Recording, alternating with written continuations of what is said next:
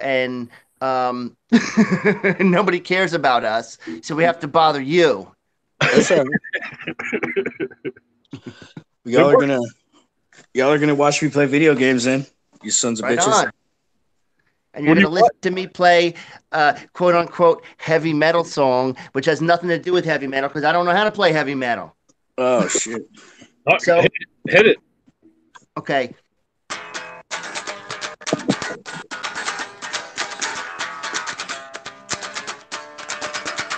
Fuck it.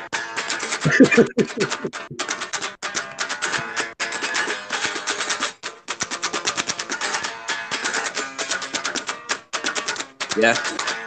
What do you think? No, I can hear it. What do you think? You want to do a drum beat for that? I mean, now, do I have to or no? You can bring Nobody wants you to. You can bring it up to fucking Phil and be like, "This is going to be a new illegal song." I don't know how you want to roll it on. I'm trying to keep my job. Yeah, I don't think Phil wants to hear a drunk punk that lives in a basement in Delaware, drunken on a guitar who hasn't played in, I don't know. Even if you heard me in my prime, Blue, even if you heard me in my prime, you'd be like, like, how do you say blech? How do you say, like, You just say it. You just say it. I think hey, how you say it. If I turn my camera this way, can you still see me, or am I sideways? You're sideways, but who cares? Are you kidding me? Wait a minute. And Blue, I say this all the time. Hulkamania is still running wild. You goddamn right, bro. You goddamn right, brother. Hulkamania will never ever stop running wild. Fuck no. I always wanted to hear Hulk Hogan like before he bangs some chick get really amped up, and what he would say to her, just be like, "Oh, I'm gonna run wild on that pussy." You know, I always wanted to hear what he would say. Sounds like I know what. You know what he would say? Put on the Bubba the Love Sponge wife's tape. He'll tell you what he says. He bangs her right on tape. What can you guys see around me? Is it a bunch of like kids stuff and blankets and shit? It just looks like you're laying in bed playing video games. All we see is Hulkamania running wild. That's it. That's it. A sideways version. Sideways. Hulkamania running wild. Good. I'm glad. Is this live? Are you guys on live on Facebook or what's happening? Yeah, we're live right now. Are we? Is anybody watching? A few people. Nobody watches. All right, ask people to ask us questions, like good stuff. Okay, well, why don't you tell me about this Australian tour you just got home from? Man, it was incredible. It was absolutely beautiful. I'm actually right before you guys called, I was watching a bunch of YouTube videos and just trying to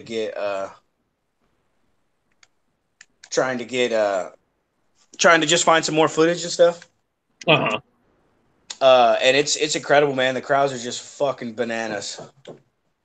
How would you compare them? How would you compare them to the Latin America crowds? Because those fuckers go nuts down there. The clubs we played were a little bit smaller, but it was about the same, man. The intensity was right there. The crowds were just all about it. But it's got to be a different kind of bananas. Yeah, you know what I'm saying? Because I mean, they're Australian bananas, so I mean, I don't know. But I'm just saying, like, the beer is different. The chants are different. Of course. If you go to Australia and you say Aussie, Aussie, Aussie, you're gonna get a different chant than you would in. I didn't really hear anybody chant that, so I mean that might be like a common misconception or something. But it depends. They speak Australian over there, so you wouldn't really understand what they're saying. No, it's still English, motherfucker. I mean, no, but what you do? Hold on. Do they speak English in New Zealand too, or is that a different language? No, I think they speak English as well. They just have accents, dude. Oh well, my brain's all fucked up. Then I thought they spoke different languages. No. Did you fail social studies or? Honestly, I have. This guy didn't even go to high school, man. I literally wasn't even there. On paper, I have a 4th grade education, so just keep that in mind. Oh my god! I got my GED at 30, though. You know what? Hey, good enough, bro. Good enough degree. That's it, man. I figured why not? I'm never gonna need a real job because jobs are for assholes. So I might as well just get it just for me, No, for sure. Well, you know what? Hey, little little victories, little personal victories like that, man, build the confidence. Oh, dude, when I got that was almost as good as when I got rid of the crabs. Yeah. Oh, Come on, man. that's Why you another. bust? That's Why another. are you talking about crabs? Crabs are see, Joey. These guys are trying to ruin me because I'm like, yo, man, I can get delicious Maryland crabs, man. They're like, oh yeah, I got them in my pants. I'm like, Yeah. yo, I'm talking about delicious Maryland crabs, and now you're ruining my appetite. Ruining. I gotta figure Ruining something it. out here to get this angle right. I want to get this angle so you guys can see what's up. There we go. Is that a little better? Oh, Okay, so Joey, I got to ask you a question that I always ask. What was Okay. the weed like down in Australia? I mean, you know, we're pretty illegal, so we get stuff handled, but it's not like home. Not by any Yeah, means. that's one of my curiosities about the world. Is like, yo, what kind of weed you smoking? Well, in uh I can't really divulge too much information, but I'll tell you we had fun and we got to sample some spices here and there.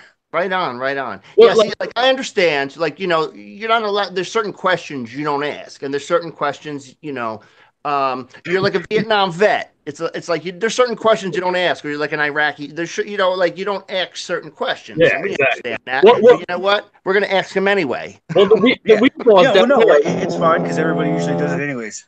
Are Hey, they- man, hold on a second. I got a phone call coming in. Oh, okay. Let me answer this. Let me See who talk this to is. him. Yo, Put him on the phone.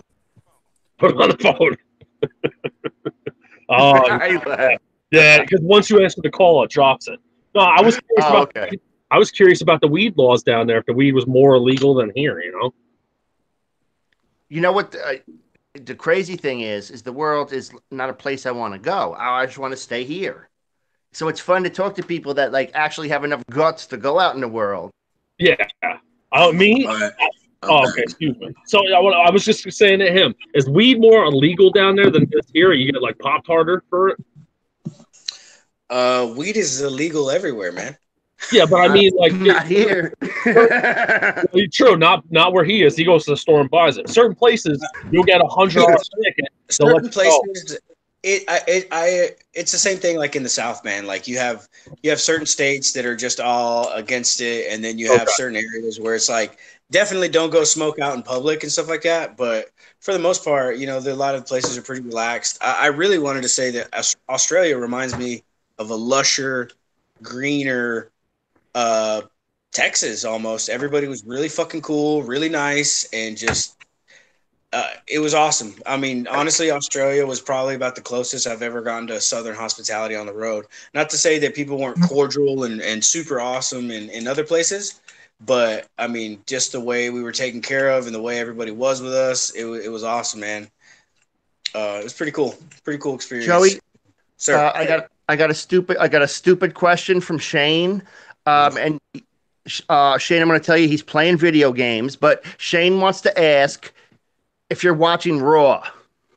No, I don't watch Raw. I mean, none of my favorite people that used to wrestle are in it anymore. Like when I grew up, Stone Cold and The Rock were on fire. You know what I mean? The classics. That's what I remember. Oh, and then fuck them. No, Undertaker. once I got out of it, that was as class. But then when I got older, I started really getting into, Hogan and fucking like Jake the Snake and just all these fucking other, See that's what I grew up on, man. That Stone Cold. That's when I started falling out of wrestling. I remember fucking the Rockers with fucking Shawn Michaels and Marty Jannetty. Yeah, for sure. It took me forever to get it to really appreciate the classics because I'm young and younger generations don't appreciate shit until they don't have it anymore. So like, I got to that point to where it's like, oh, I don't like wrestling, but it's cool. Like the shit that I used to watch, I'm like, man, that was cool then. Because now, anytime I watch Raw, it's pitiful. I mean, it's a show, and I get it, but it reminds me of my mom's soap operas growing up. Pretty much. Like right now, there's a bunch of ladies in the ring. That doesn't bother me. I mean, as long as they can fight, you know what I'm saying. But I mean, then Ronda Rousey, like that's the reason she's doing it. Is like she had a UFC career, got her ass whipped, so that's the natural progression. Oh, she's in the WWE now. Well, she's going for surgery tomorrow. They said. she broke her hand pretty bad, so they gotta like do surgery on it. Yeah. And then she wants, like she said, she wants to bang her husband and have a baby, and they're both like professional fighters. And but the funny thing is and you know Bret Hart, right, Blue? Yeah. Oh yeah. So Bret Hart, they put him and Jim the Anvil Neidhart in the Hall of Fame, like his tag team partner, and Nice. some jerk off like jumped through and like tackled him, and so all the wrestlers fucking ran, like they're in suits and shit, and they're just beating the holy hell out of this They kid. kicked the shit out of him. They beat this boy. Yeah. I thought I did. Maybe not. I mean, I'm pretty positive that kid was fully erect when he was getting beat up by all those wrestling stars. Oh my god, they turned his face into a pizza. Why are you always looking at somebody's cock when stuff is happening? Come on, man. Who? You're pretty sure he was erect because that's the first place you looked at. Damn. No, that's not the first place I looked at. I mean, why else would you jump in a ring and get your ass kicked by every fucking person that could probably kick your ass ever? I really want to know, like, what was his end game? What did he expect to happen? Like, oh, I'll fucking tackle him and run out. He's one of those guys. He put a lot of shit online.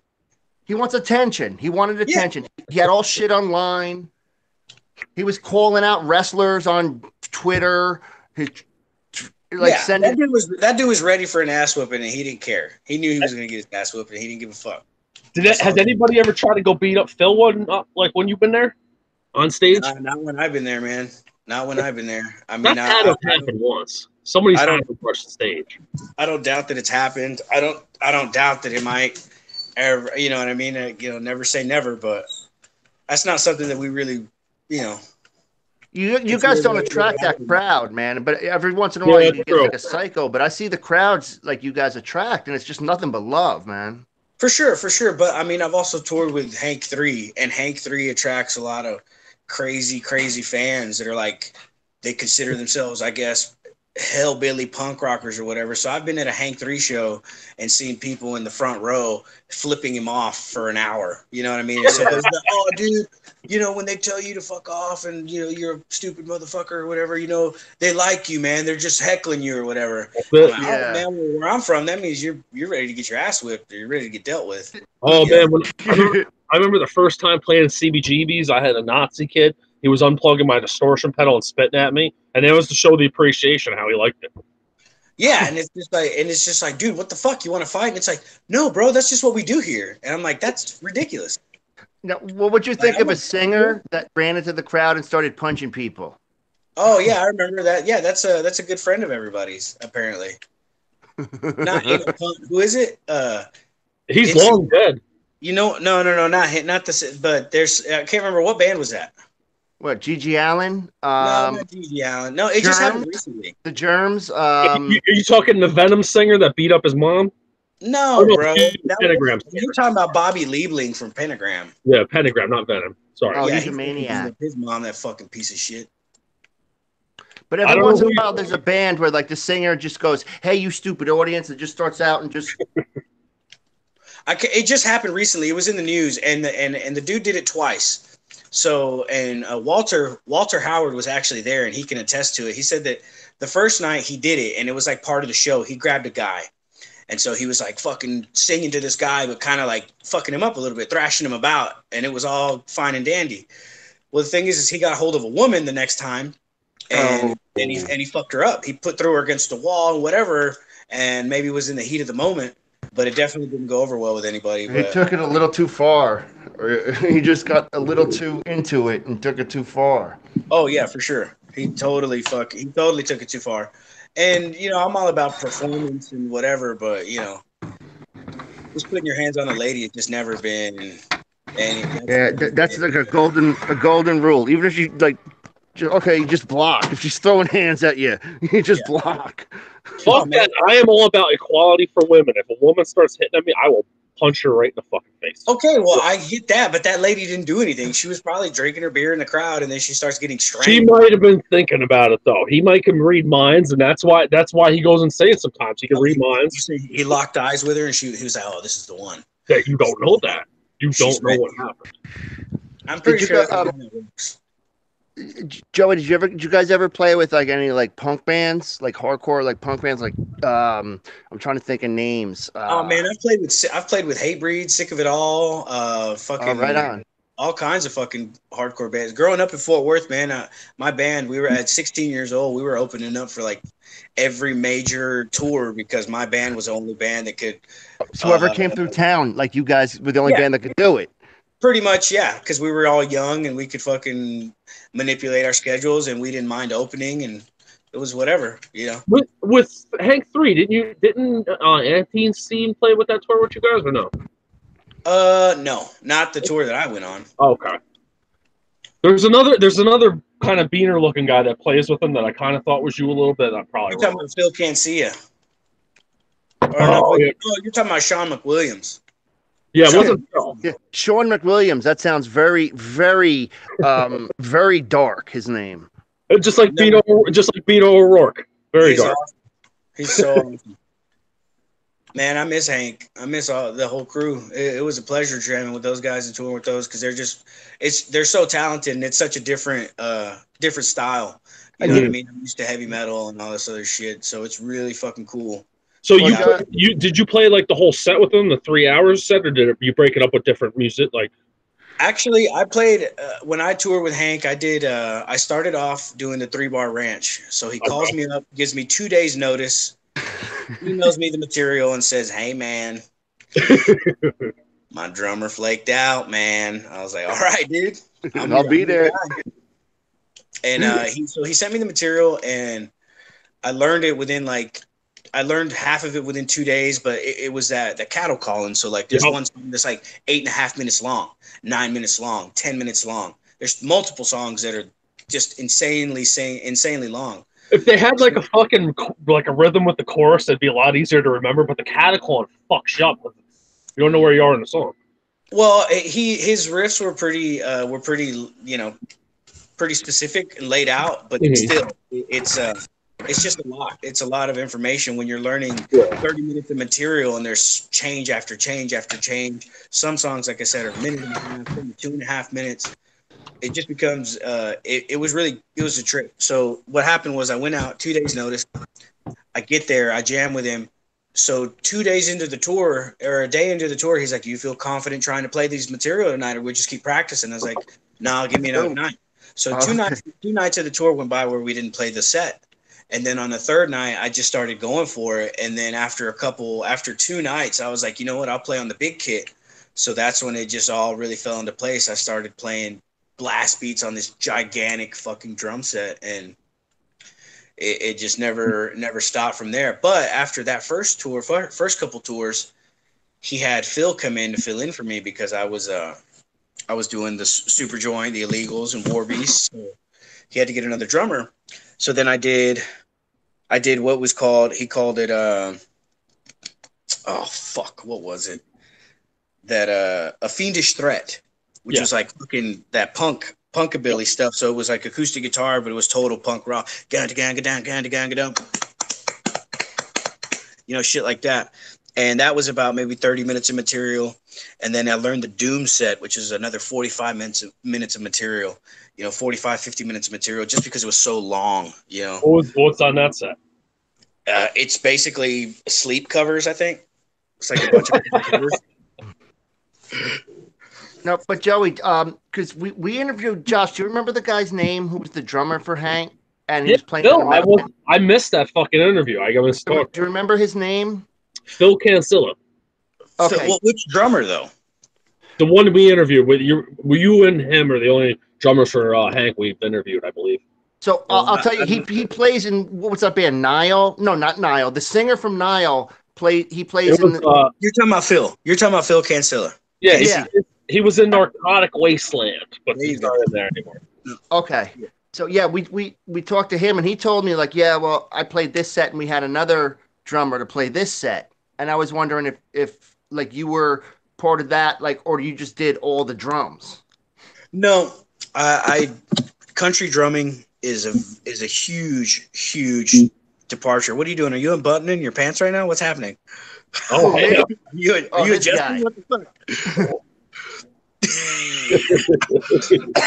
No, we what was the question? Oh no, like okay, you were talking about country drumming. How different it It's was so from. fucking different. Doing a train beat is not like doing a blast beat. I promise you, there's at least 75% to 80% of drummers, and I'm just throwing a random ass number out of my ass, much like my diarrhea right now.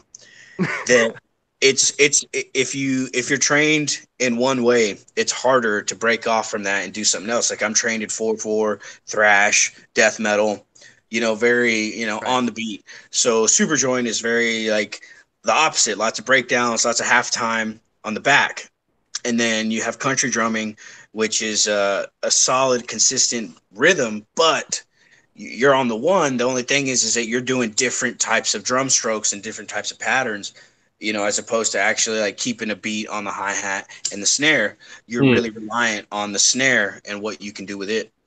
Would you say snare and kick with the country drumming is like a big deal, or is it just pretty much a lot of snare? Well, I mean, you still have your rhythm. It just depends on the band, man. I mean, I've seen country bands where they have, you know what I mean, like a fucking suitcase for a kick drum, just hi-hat and a snare and maybe a fucking splash cymbal or something. It just really depends on the application. But I just roasted some beets. I got to get them out of the oven. Oh, beets! No way! I love beets. Oh fuck! About to put some in the ground in a couple days. I'm gonna make some. You ever see I love the pickled eggs, and I just learned the recipe to make the pickled egg, like the beets with the beet juice. Oh shit! Pickled egg. And they turn like pink, so you get delicious peat juice with pickled eggs. Oh, I'm so excited to make them. These motherfuckers are done. But Josh, the pickled eggs I just made, I poured a little of your pickle juice that you sent me, and I just chopped up like garlic, and I put in a lot of hot seeds. The fucking crushed red pepper. Oh, I love that. They're pretty much like, it's like an Italian pickled egg. Oh fuck! And I squished in oregano. I gotta ask Joey. Do you know a guy named Arturo Leon? Arturo Leon, yeah. Did he bring you guys a jar of pickles on your last tour? I don't think so. He said he was supposed to bring a jar of pickles. They came for me, and they had a picture of Travis Bickle on the front of them. Oh, the big pickle. Oh man, these things are perfect. I'm willing to bet he ate those pickles. I'm willing to bet he ate those too. If they were the cucumbers that you made at the house, right? That you grew. Oh hell yeah, son. Yeah, I would have eaten those too. I'd been like, fuck those dudes. Oh, I knew he was gonna eat that shit. It had the awesome fucking pickle label on it, Travis Bickle. And you know what? I gotta say, man, the flavor is still stuck in my head. It's just like every once in a while I crave that. I was like, pickles, man. Son, everything from the dirt, no pesticides, none of that nasty shit. You still got that recipe? The pickles recipe? It's up in this bald fucking head unless I get hit. Better write that shit down for little Orenthal. The little fucking kitty cat. Oh, so Joey, what would you think about naming a kid Orenthal James? Orenthal James. Yeah. It doesn't really bother me. It just depends on his parents, I guess. His lineage. Is he a deserved Orenthal, or what's happening? Does that mean, when you say lineage, does that mean a certain skin color they have to be? Well, no, I mean, it doesn't have to be a certain skin color. You could be black and still be Dutch, man. I'm just saying, like, is his family doing it as a fucking goof? Are they fucking hippies? Like, what the fuck, No, I think it's a strong name. I don't know. It's a very strong name, named after one of the greatest football players that ever existed. Well, yeah, Orenthal's pretty awesome. Yeah. I mean, it don't bug me, but it ain't my fucking kids. What about Ray Caruth? What about Ray Caruth for a kid? Oh, that sounds like a shiesty motherfucker, bro. Okay, what about Aaron Hernandez? Name your kid Same Aaron. answer. Why would you make a kid's middle name Carew? That's a fucked up middle name. Caruth. Well, no, Ray Caruth. Come on, man. You don't know who Ray Caruth is? He had his girlfriend murdered because she had his baby and he didn't want to pay the money. So he had her murdered, like covered in carpet, like murdered. Oh man, it was crazy. You know She's them fucking Berber, carpets. dude. Oh, it's good stuff. Good stuff.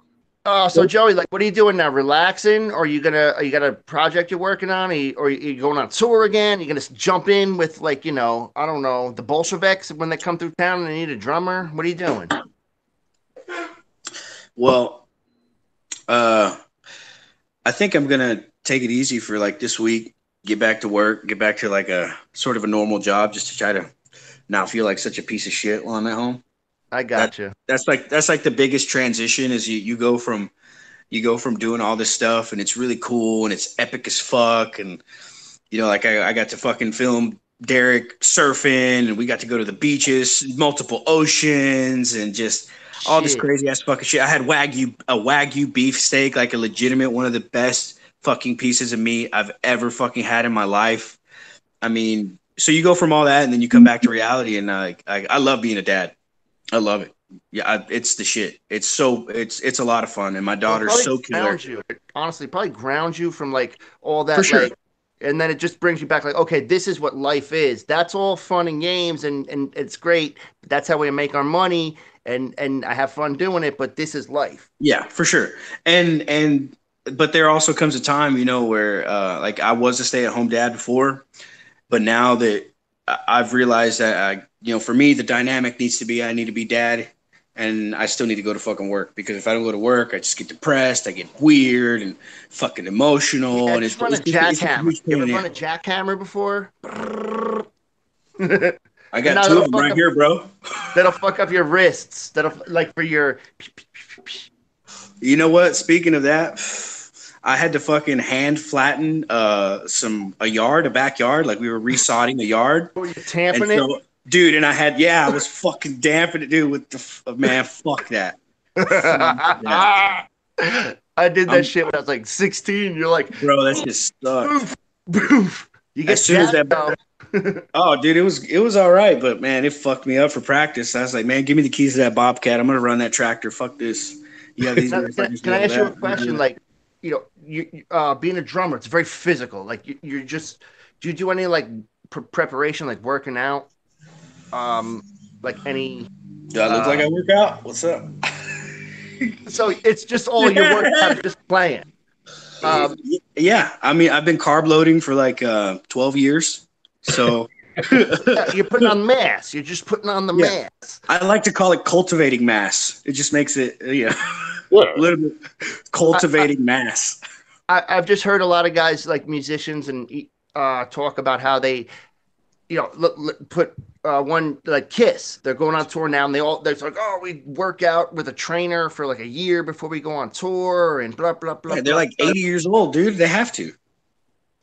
I mean, It's not like we're performers, right? And different yeah, performers have, different things like pop singers and stuff. They have a rigorous regimen of vocal warm ups, stuff like that. Some metal singers, they have a nice vocal warm up. They do this, that, and the other. A lot of extreme drummers, they do a lot of stretching. I do enough stretching to make sure my hands don't cramp up, and I try to stay hydrated. I do some stretches here and there, but it's really a lot of it is mental because it doesn't matter how prepared you think you are when you get on stage, shit's going to change. Your adrenaline's going to jump no matter how many times you practice the song. You're in front of a giant crowd, might play a little faster, might play a little bit slower, but it's really just about personal preference and what you need to do and what you want to do.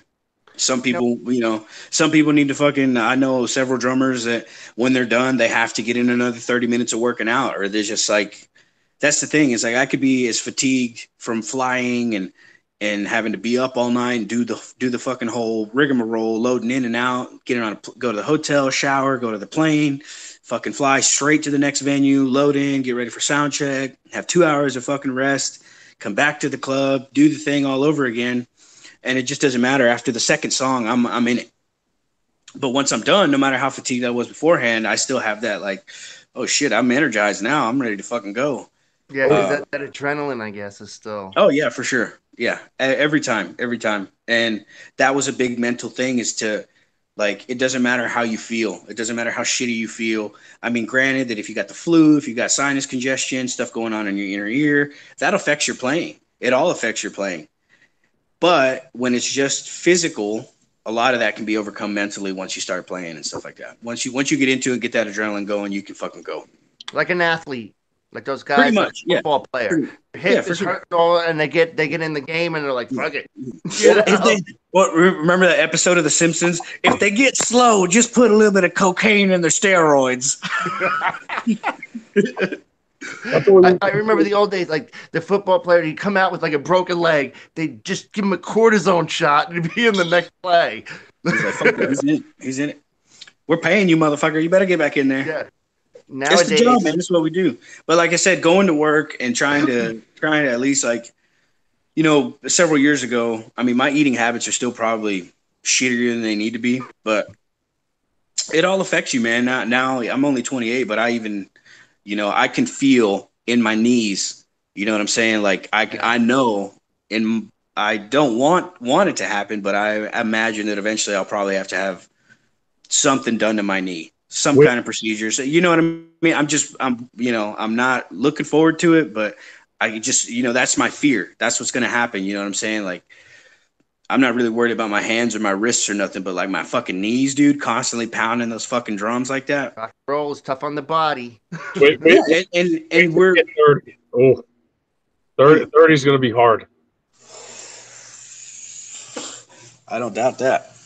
Oh, rock and roll is tough on the body, man. I mean, you're pounding like the singers and like the guitar players, bass players, they got like weight on their fucking shoulders and they're crunching up like in unnatural positions, moving their wrists and you know, stomping around. And sometimes Kevin Bond, you know, I mean, if you think about Kevin Bond with his dreads back in the day, he used to headbang all the time, and it was just basically like the way I've heard Philip describe it. It's like you're in a car wreck every night. Like, that's when I used to run a Bobcat. You know what I'm saying? You're jerking around in this fucking giant machine. You know what I'm talking about, Josh? Like, it doesn't matter. Once you're in there for a few hours, you're fucked. It feels like you were in a car wreck because it's a machine. It's jerky. It's fucking So the same thing for a singer. Doing awkward motions. You're screaming, using different types of muscles. You play guitar. Mikey. Body's in different positions. If you watch Mikey headbangs, windmills, and then he fucking bends at the waist.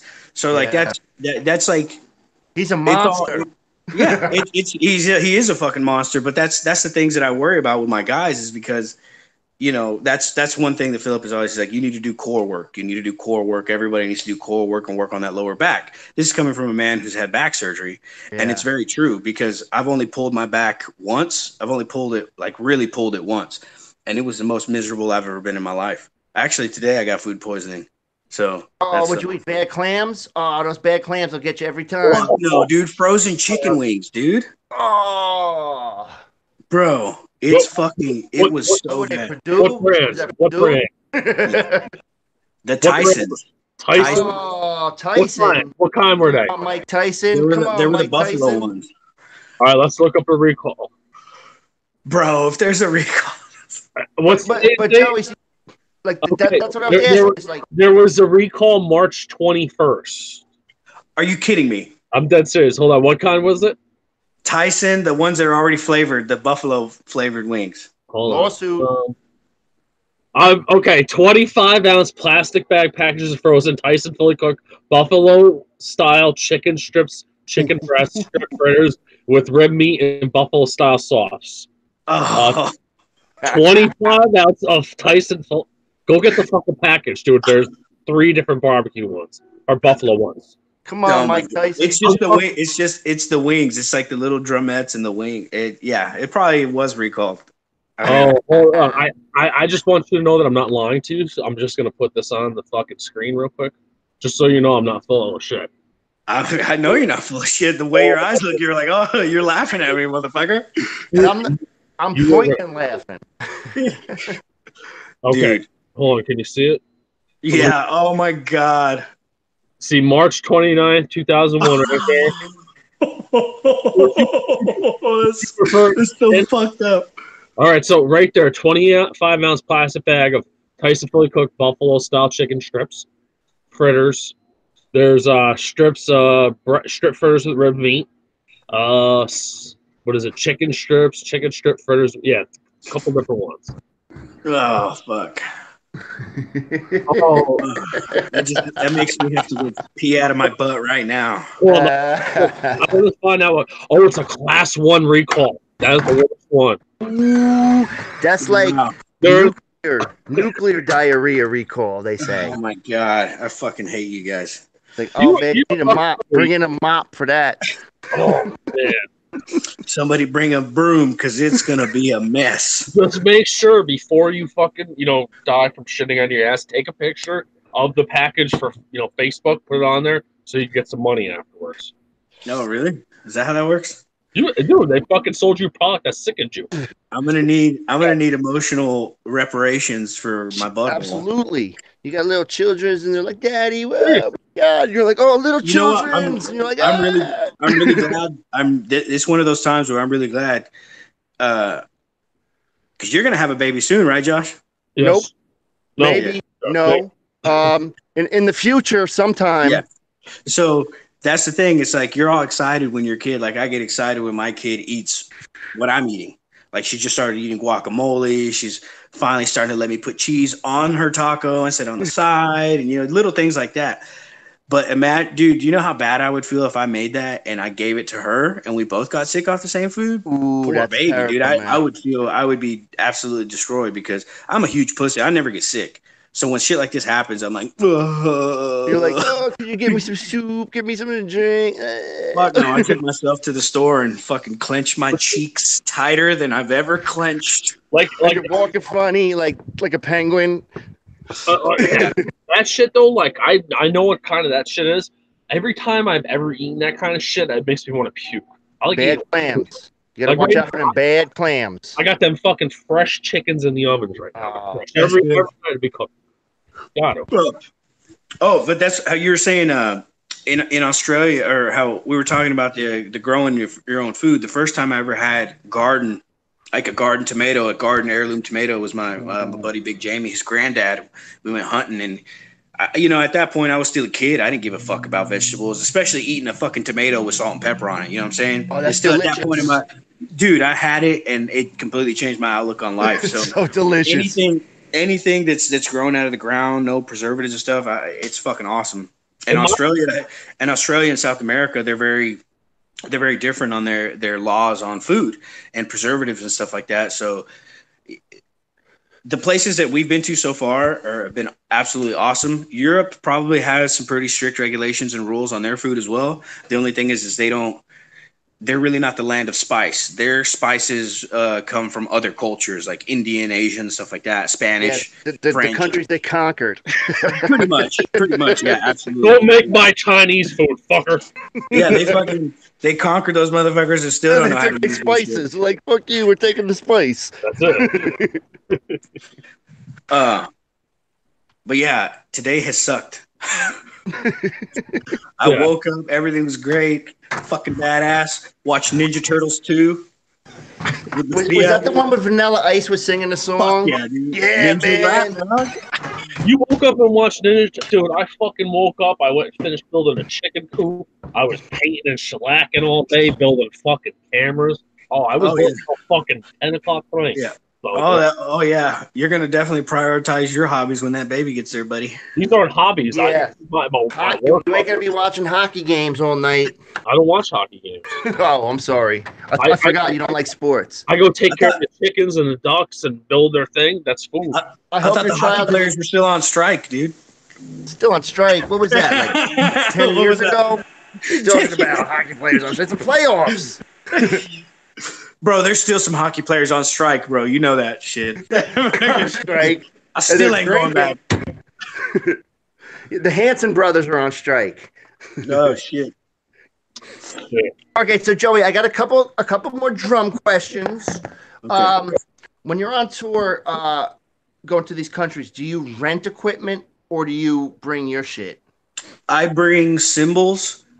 Any little minor stupid attachments that I need, like secondary hi-hat. I bring pedals. I bring a snare and a fuckload of sticks. So and my trigger system, whatever I'm using at the time. So you mean your feeling triggers? Yeah, you know what? That's the secret. I'm like the Hulk. I'm always angry. I'm always triggered. I just triggered 24/7. You know what I'm saying? Now, what about the boys? Amplifiers. Do they just bring their Oh my guitar? God, man! My guys are using these sick pedals, and they have just the easiest fucking setup, dude. The crunchiest, easiest fucking setup, and it's awesome. All my guys are streamlined. Everybody's a professional. I mean, Derek's been doing this forever, so he's definitely has a lot of fly dates on under his belt. So he's on the ball, carries what he needs. I think just a little tiny pedal board with several things, tuner, whatever, distortion. Nowadays, Shit like that. yeah, nowadays. And the same with the guys. They have these Moore pedals that are just God. And I think you can. It's basically like the poor man's fucking. I mean, I don't want to call it the poor man's Kemper, but it does everything a Kemper would do in a smaller form. So, yeah. And then I bring my stuff. They bring some of theirs, and then we rent backline. We rent like a amp. Oh, there you go. We rent. They rent heads, cabs, and then we rent a kit in hardware. So there's still a lot of shit that needs to get dealt with when we go out there, but for the most part, it's a lot of fun.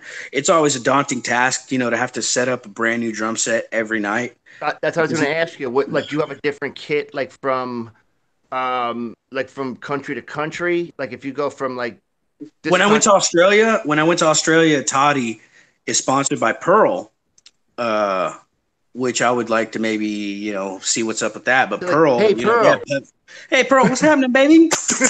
Listen, if you ever need an agent, I harass the fuck out of people and get them to do what I want them to do. I'm very good at that. We'll get a campaign going. We want Joey. We want Blue. Well, so Toddy has like you. Yeah. So Toddy has that sponsorship, and he was able to get, since it's one country, he was able to get consistent Pearl kit, Pearl hardware for the entire tour. Now, but like in South America. Is that the guy from Parrot? Yeah, he's a drummer for King Parrot, Toddy. Yeah. He's an awesome dude, awesome drummer. It was a huge help. And but in South America, since it was just up to us, it was like we send them a list of what we want, like specifically, and they try to get it. And then sometimes they'll message back and be like, hey, we couldn't get a Mesa dual rectifier. We got a PV triple rectifier. Is that okay? Shit like that. But then that's where the pedals and the stuff that my boys got come in, because a lot of the times they're really just using the amp head as power. You know what I'm saying? As a boost. So it's not necessarily the natural tone from the head at all.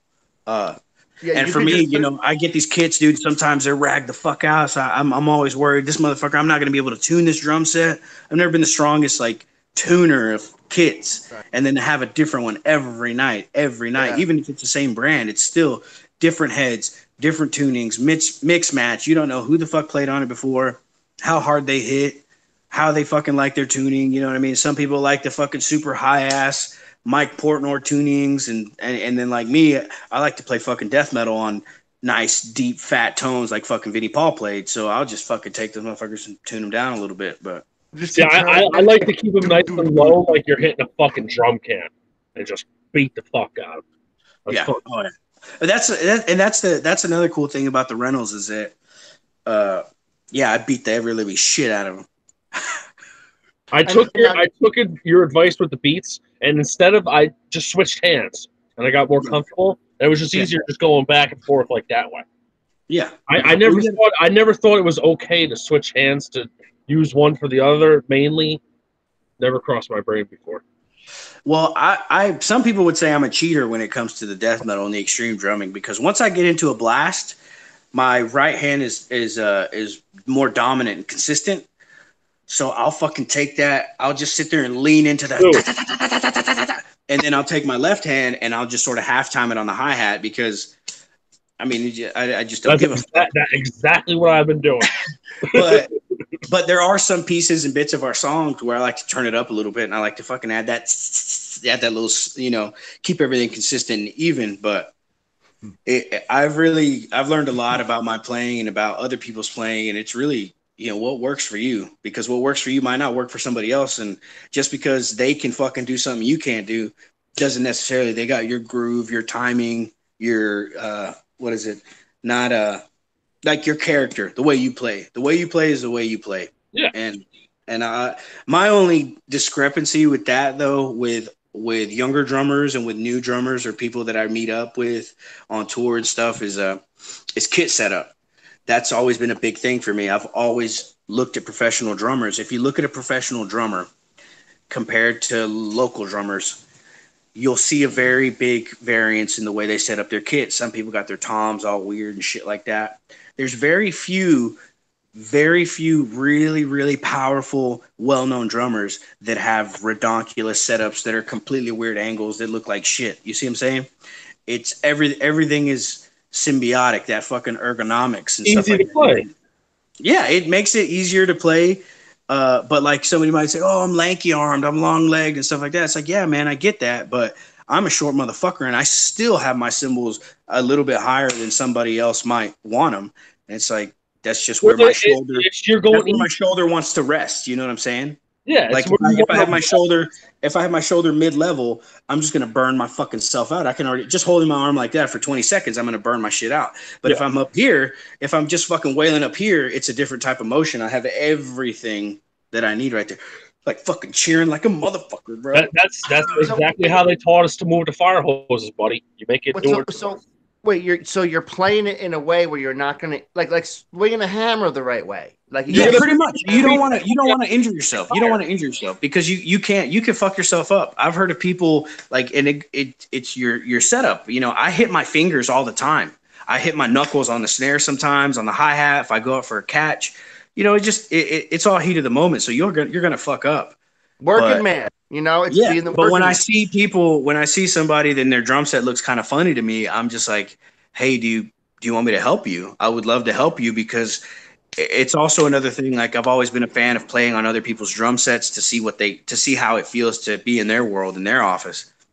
And it's much like the rental thing. Like if you can shred on anything, you can fucking shred on anything. And that's my mindset. That's my mental goal it doesn't fucking matter what pedal, it doesn't matter what kit, it doesn't matter how shitty it sounds. I'm going to do my best to manipulate that motherfucker to make it do what I want it to do. Are you a 2-rack tom man or a single one? Well, I have been a single rack tom guy for a long time because I have the 14-inch and I would do a 14-inch, 18-inch with super joint. Super joint only needs 2 toms. But the illegals is actually a lot easier on my back with 2 toms on 2 rack toms and 1 floor. Really? Because it doesn't. I've learned how to manipulate my 2 rack toms in front of me to really get a lot more character, a lot more flow instead of like when you have 1 rack tom and I'm going just down the kit. You're going it's like you're stuck on one sort of note. So it makes you have to try to manipulate this drum to give it this different voice, when if you just had another tom, you have a little bit more there to play with. You know what I mean? A little bit more layering. Mm. Now, what about your stool? It's pretty loose. It's pretty loose right now. And like I said earlier, I had some Pepto-Bismol. I'm trying to get it taken care of. No, I don't mean that stool, sir. Sir, this is a family show. Sir. Like your drum stool, because I always look at these drum stools and they're just like, it's like a drum kit fucking, it's like a cymbal stand as a seat. And I always said pretty much hydraulics, bro. So hydraulic. I love hydraulic thrones. I love to bounce on those motherfuckers, dude, and I can move and groove. When you're just on a stable fucking throne, it doesn't move at all. And so you have something that like moves with it you. Has gives. Yeah, it has gives. So yeah, I give it a little, you know, just give it a little. But I'm just wondering because I've sat behind a drum kit going ting, ting, and sitting on the seat going, this is uncomfortable, man. I want to sit in like a recliner. But do you have like a nice cushion on there? Because like you said, you got, you're a big guy and you got the. Oh, that would hurt your ass. I got a big, a lot of weight coming down on you. And I was wondering about your back. Well, you see the bottom, the right underneath the ass cheek on the bottom of the thigh. If the throne is round, just completely round, and it's too small, it'll actually start, because I like to sit up towards the front of the throne, it'll start to cut into the circulation on my leg. So by the end of the set, I'm just crippled. You're like a So diabetic. a bigger cushion. I got a fucking fat ass. I need a big fat cushion, and either a big cushion or a bicycle seat, because the bicycle seat has a little crotch support and the thighs cut out, Like a so you can banana sort of seat. lean Like forward. old school banana seat. No, it's a little bit bigger than that. It really supports your ass, but it cuts out. It's got the divots for your thought for. Okay, so I just got for an your legs. idea. How about you get like a Harley Davidson seat and you sit there and they have like a motorcycle drum kit. That's what they call it. Actually, I think I can't remember what brand, but they call it the Harley Davidson style seat. And actually, I think it might be Tama. They actually came out with a Harley Davidson leather fucking drum phone at one point. I invent things after they've been invented. That's how I roll. The hydraulic seat, is that a unicorn seat? Unicorn? Oh, it's all unicorn. There's no cushion. It's just hydraulic. No, but those are. I've heard horror stories of like the fucking hydraulic piston shooting up through the fucking throne itself. Like mine has a metal base plate and a claw, or like a clamp system to where it would have to penetrate through the fucking metal base what's that, plate. like a rod shooting through the engine? Pretty much, yeah, pretty much. Geez. I've heard of it. I don't know how true it is, but I've heard of it, and it's always scary because I swear to fuck, I think I've seen a video on Facebook with that right at the aftermath of one showing the ass all fucked up. Oh no, that's unlegitimate. It's a lot. I mean, they're legitimate. You know, they're meant to fucking with hold like 300-400 pounds. You know, this hydraulic systems, and it's not even for something that's like super heavy duty. It's just the way that the design is.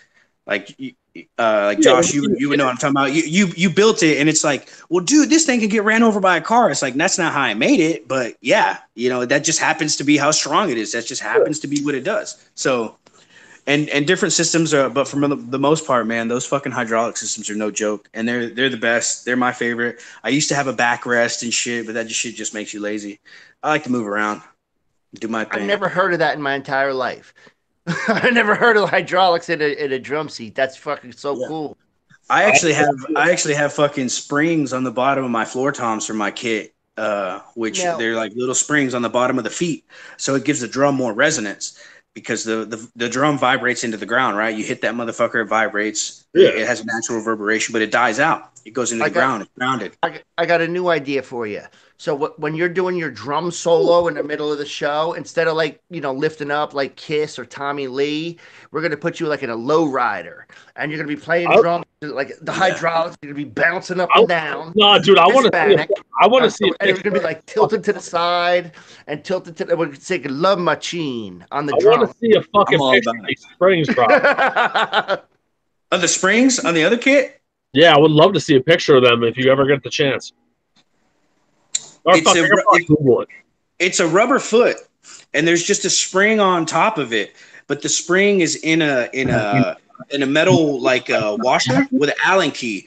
So instead of the foot comes down, and it's just, you know, a metal pipe, the tom holder, the fucking leg. So it's a straight piece of metal at the end. That piece of metal sort of has a little bit of distance because that spring is attached. So it gives it some space. So it's very subtle and not really noticeable unless you like actually look at it. But yeah, when you push on the drum, you can feel the drum have a little bit of give, which is kind of nice because again, an 18-inch fucking floor tom, 16-inch floor tom, boom! You're talking about fucking thunder, boy. If you had a bad fucking foundation, that's gonna fuck your shit up in your house. Woo.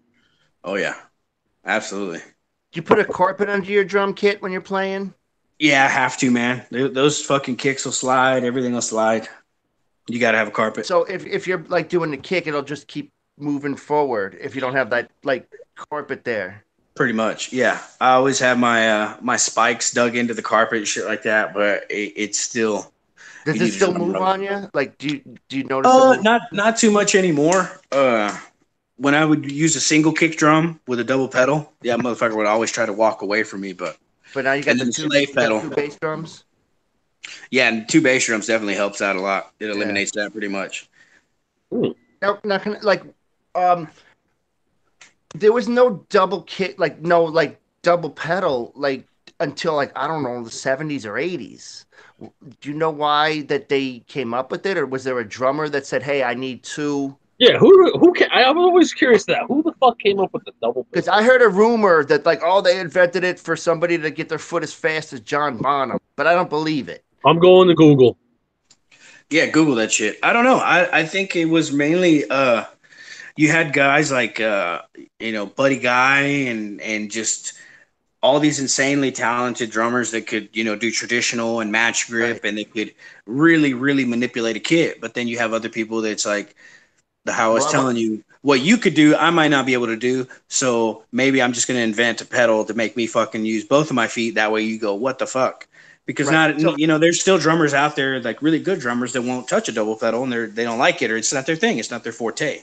The double, I'm not getting a double pedal. I'm getting a double drum, but they were first used in the 40s by jazz musicians like Ray McKinley and Ed Sadisi. Yeah. And then later on in the 60s by Ginger Baker. Ooh, Ginger. Ooh. Mitch Mitchell of the Hendrix Experience. Mitch Mitchell. Ooh. Keith Moon and Nick Mason of Pink Floyd. Yeah. I love them all. Every drummer you said, I love them all. They're all sick. Weren't like two of them like almost supposed to be your father at one point? Maybe. No, not you. I'm talking about Jokerfish. Oh, okay. No, my father's Polish. Oh, he don't play no drums. That explains it. Okay. Yeah. Oh fuck, boys, we're about at our hour. So if you want to plug anything, let's do this and fuck him. Well, I wasn't really expecting to do all this, man, but as always, love you dudes, and I appreciate all the support. Thanks for giving me a call. Awesome hangs. I'm gonna go take my 7th shit of the night. Man. But yeah, as always, for anything and everything related to housecore and the illegals, thehousecorerecords.com, all over Facebook, Instagram, social media, all that other fucking lame ass shit. Yeah. Come on. Oh, and I want to give a shout out to Hank 3, who never ever will ever watch or see this. Come out with some new music. Oh, never say never, baby. Never say never. Joey, I would love to play more guitar that would annoy the shit out of you. Yeah. Hey, hold on. Let me get ready for that. You ready? Good night, everybody. Oh God, we got to stop getting these legal immigrants on the show. Oh, it's too much fun, Josh. It's too much fun. Those ethnic people, man. Fuck. We can't leave them alone now. We just can't leave them alone. Oh yeah. No, I think the best part of the show was finding out he was eating these things that are recalled and have a class 1 recall. We were laughing, pointing. Ah ha ha. But the best part is it's not fake. It's not fake. That's the best part. But the best part is it's funny. Yeah, the best part sucks. Oh, I don't know why you put that shit in your body. Oh, I bought those things a couple times. I ate one and wanted to puke. Man, you don't eat no fake chicken wings. You gotta go. You gotta go to the place. Oh, nigga, please! You gotta go to the Italian joint and get some real chicken wing. And Josh, don't ever get Clams Casino in a diner. As a matter of fact, stay away from seafood in a diner. I'm gonna tell you what I know about clams.